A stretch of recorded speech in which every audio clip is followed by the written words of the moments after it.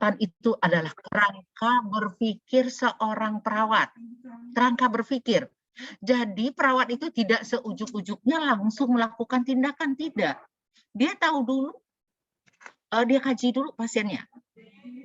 Kemudian dia buat analisa, dia buat diagnosa, terus kemudian dia rencanakan, kemudian baru dia lakukan. Baru sampai ke prosedur. Jadi kalau gitu apa fungsi perawatan? Fungsi proses perawatan adalah kerangka berpikir ilmiah seorang perawat. Kalau seorang perawat tidak bisa mengimplementasikan proses perawatan, dia nggak usah jadi perawat. Itu ada kemampuan dasar seorang perawat. Jadi ibarat Anda seorang arsitek. Kemampuan dasar seorang arsitek, dia harus bisa mendesain rumah. Dia harus pertimbangkan segala aspek bagaimana kebutuhan mulai dari dasar sebelum dia membangun rumah. Itu seorang arsitek kan, Pak, saya mau bangun rumah, tanah saya 200 meter, saya pengen kamar 4 kamar mandi 2, ada terasnya, bertingkat, dan segala macam kita sampaikan, dikumpulin data oleh arsitek itu. Dia akan tanya kembali, Ibu pengennya rumah model seperti apa? Model Eropa, model ini. Kita bilang model saya ini, budget saya segini. Kemudian berpikirlah tuh si arsitek, dibuat desain sesuai keinginan kita. Kemudian dia balik lagi ke kita, apakah begini yang Ibu inginkan rumah Ibu? Enggak Pak, ininya begini, ini begini. Dia perbaiki lagi. Setelah itu oke Bu, seperti ini, iya. Kita bangun ya Bu, kita bangun. Nah, perawat juga seperti itu. Anda menghadapi pasien. Anda punya datanya, pasien ini beres total. Seorang ibu usia 40 tahun dengan stroke, lumpuh sebelah kanan. Kemudian dia tidak punya keluarganya, dia sendiri. Ibunya tidak kooperatif. Itu Anda udah kumpulin semua data. Terus kan Anda desainkan, oh masalah pasien saya ini, diagnosanya ini, rencana saya ini. Bu, saya sudah buat rencana perawatan pada Ibu terkait dengan perawatan diri Ibu. Untuk di awal saya akan bantu Ibu untuk mandi. Setelah itu akan saya begini, setelah itu saya akan bantu Ibu untuk bisa menggunakan tangan kiri Ibu. Karena tangan kanannya lemah. Jadi rangkaian itu kita sampaikan ke pasien. Baik, Nurse. Oke, Bu. Sesuai dengan kontrak kita tadi, hari ini adalah jadwal Ibu mandi. Begitu, jelas nggak? Jadi kalau seorang perawat tidak mengerti apa itu proses perawatan, bagaimana langkah-langkahnya, sebaiknya jangan jadi perawat. Karena itu modal utama Anda. Setiap Anda memberikan asuhan, setiap Anda ke pasien, langkah itu nggak pernah lepas. Maka itu menjadi kompetensi utama Anda. Paham? Jadi bukan hanya perawatan diri. Jadi walaupun Anda hanya memandikan pasien, menyikat gigi pasien, menyisir rambut pasien, memobilisasi pasien miring kiri, miring kanan, itu pakai langkah-langkah pendekatan ilmiah tadi. Coba Anda bayangkan, kalau Anda nggak kaji dulu pasien stroke hemoragik.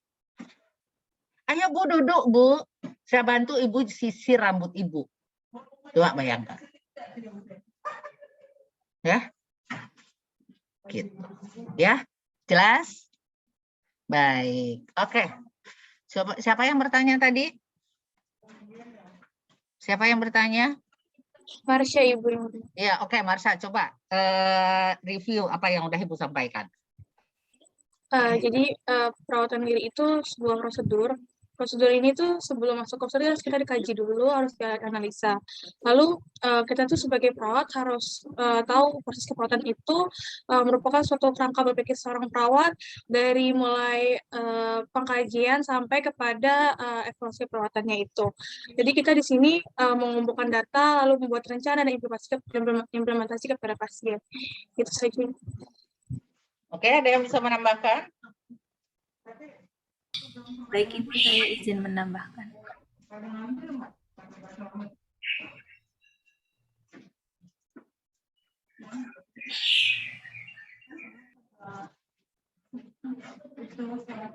Ayo, siapa yang mau menambahkan? Saya izin menambahkan, Ibu. Ya, silakan.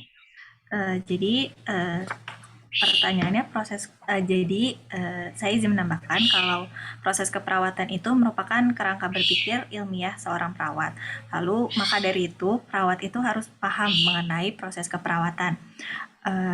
Lalu penerapan proses keperawatan dalam perawatan diri itu sebelum kita melakukan tindakan, kita harus mengkaji kebutuhan apa yang harus terpenuhi dari si pasien ini. Misal kita bantu untuk perawatan diri atau kita mungkin memberikan edukasi dan lainnya. Lalu hasil kajian itu akan menentukan rencana dan tindakan yang akan dilakukan. Maka dari itu kalau dalam perawatan diri ini harus dikaji dulu untuk mengetahui diagnosis dan untuk dalam membuat rencana, setelah itu pelaksanaan rencana yang merupakan implementasi.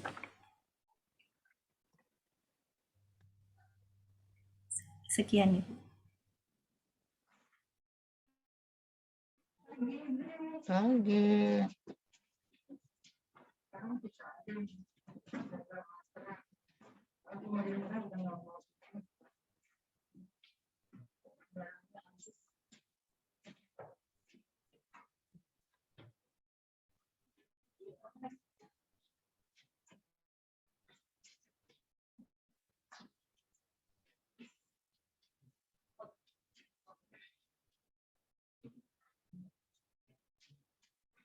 Halo, suara saya kedengaran? Suara sih. Izin menjawab, Ibu terdengar.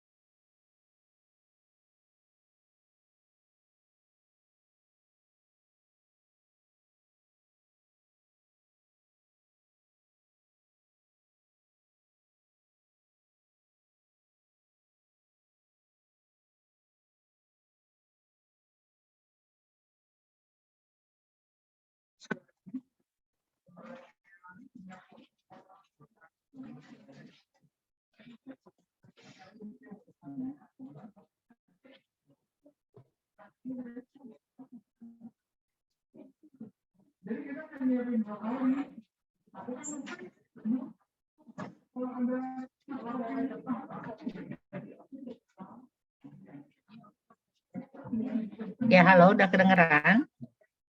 Halo? Izin menjawab Ibu, baru terdengar suaranya. Oke, ada masalah nih dengan speakernya Ibu. Oke, sekarang pertanyaan berikutnya apa? Ini izin masuk pertanyaan berikutnya itu kemarin kelompok menjelaskan tata cara memandikan pasien.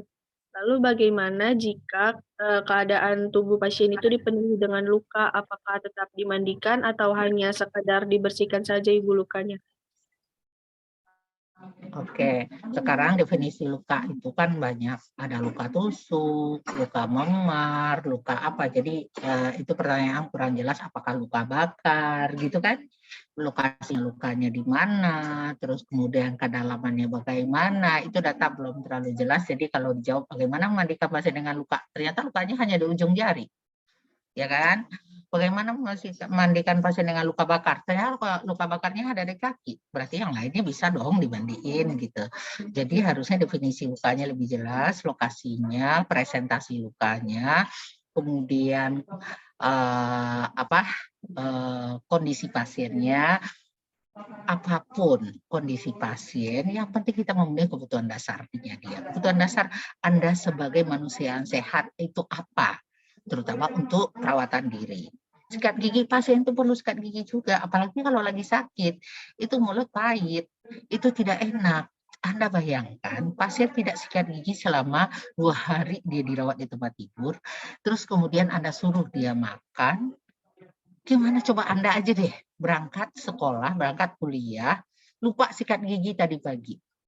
Apa yang Anda lakukan? Pasti Anda mingkem seharian, nggak berani ngomong sama temannya.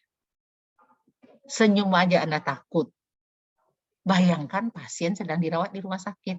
2 hari Anda tidak sikat giginya dengan alasan karena dia tangan kanannya lemah, tangan kirinya nggak bisa sikat gigi. Masa saya yang harus sikat gigi pasien?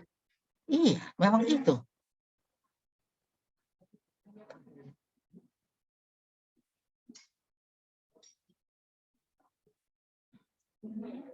Ya, gitu.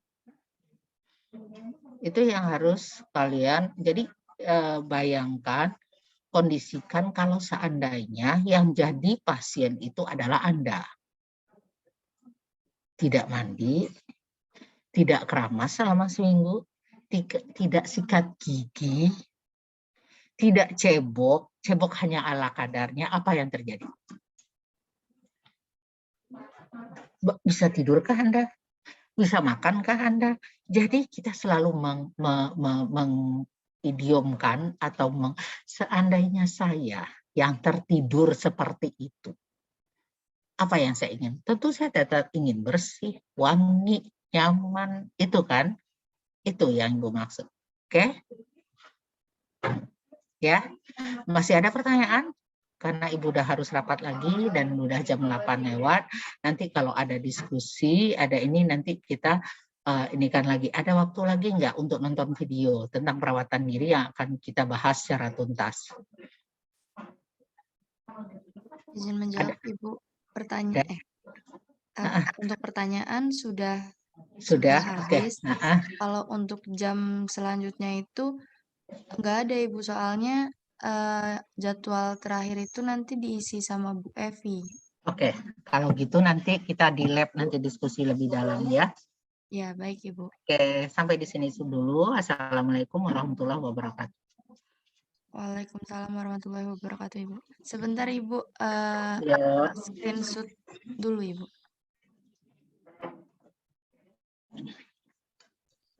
Buat teman-teman yang belum on cam dulu ya.